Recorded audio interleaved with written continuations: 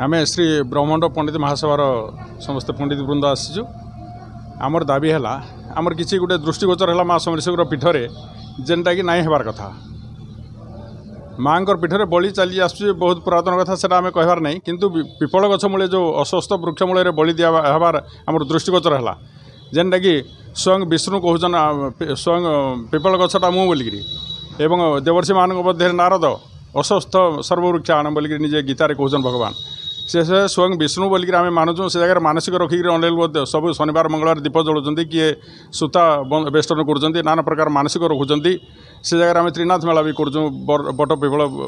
वृक्ष मूल से जगह जो बलि प्रथा होमें तुरंत बंद करने बोलिक आज आम दाबी करुँ। मुख्यतः आम एवं चाहूँ कि जेन पिपल गछ तलरे जेनटा कि हिंदू धर्म रे पिपल गछ के सबुथु पवित्र मान्यता दिया होची आ सेटा कि देवतुल्य वृक्ष बोलिक आम कहूँ से तार तले जिते रक्तधारा बहुचे बोले यहाँ बहुत ही ताने खराब कथा होची आ धर्म प्रति अवमानना होची तो आम चाहूँ सेटा पहला तुरंत बंद करा जो एकदम जिते शीघ्र हवा से बंद कराई अन्यत्र केनु बलि दौन आ बलि प्रथा हेबा ना हेबार कथा सेटा जनसाधारण जिते बेले तक नाई सचेतन हेबे बलि प्रथा बंद करवाटा सेटा बोधे मुस्किल है